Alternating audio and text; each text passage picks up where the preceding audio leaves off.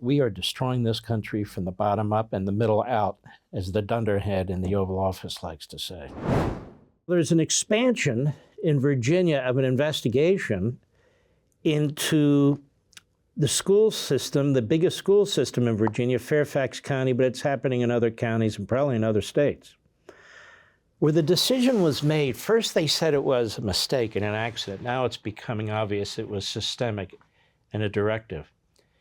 You have these kids that take the National Merit Scholarship Test. It's a lot of work. They study hard. They've studied hard most of their school career. They've done the right thing with homework. They don't screw around. They're the best behaved in the class. They take the test, and there's variations of merit that you get from taking this test. I think there's three variations. Doesn't much matter. And what they decided to do in Fairfax County, since so many of these students are Asian, was to hold back informing the parents and the student that they were National Merit Scholarship winners.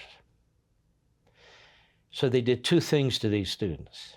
They discriminated against them, making it impossible for them to use that award, that very special award, in their applications for these schools they wanted to go to, Harvard or whatever.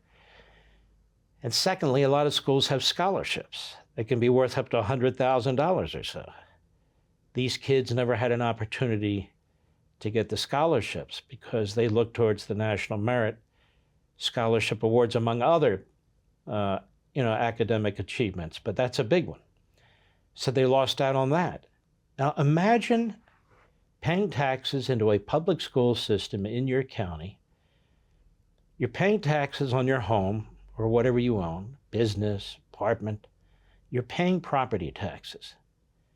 You're paying into this system. You're proud of your kid. They take the test, and you learn too late, if at all, that they were merit scholarship winners.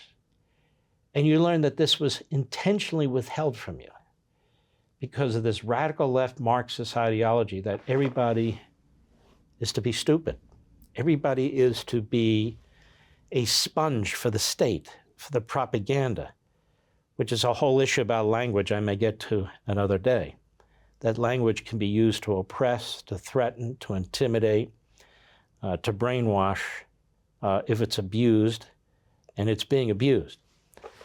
And so it's now being looked at by the Attorney General of Virginia, who is an absolutely superb individual. Let's take a look. Go. At one school, and now you're finding other schools have been involved. We've talked to parents at ABC that have told us that the Thomas Jefferson High School for Science and Technology, quote, wanted to try to find a time that they could hand out these notifications to students when the students that didn't receive them wouldn't feel bad. Is that something that you're hearing as well, that this was done to avoid hurt feelings? Well, this is what we know. We know that Fairfax hired an equity consultant and paid them about $455,000 for about 9 months of work. One of their recommendations to the school districts was equal outcome for every student without exception. And they also made a recommendation that even if that meant being, quote, purposefully unequal, that raised some red flags from my office in a variety of areas. One, Thomas Jefferson High School has seen a dramatic drop in Asian American enrollment. It's a magnet school. You have to apply to attend. We heard from so many Asian American parents that they felt like their child was being discriminated against admissions. And then on top of that, then we heard the national merit situation of students not being recognized. We were first told public reports that this was an administrative error. Now we found out that it is at least 7 different schools in Fairfax. And so our Virginia Human Rights Act is the principal anti-discrimination statute in Virginia. And we're determining whether if they made a decision either on the admission side or not recognizing national merit recognition based on any protected class in Virginia, including any ethnic or racial background. And so we're trying to conduct this investigation to determine if that happened, because if it did, it's a violation of the Virginia Human Rights Act and it's against the law in Virginia. Right. And those are the questions you're investigating, that you don't have the evidence yet that it was because of this equity consultant that this happened. Okay. They have to answer why what was a one-time human error has ballooned to now 7 schools in Fairfax. It looks like at least 4 schools in Loudoun. We're getting unconfirmed reports of some other schools in other Northern Virginia districts. Whether this is a one-time error, it seems to be happening a heck of a lot more than just once.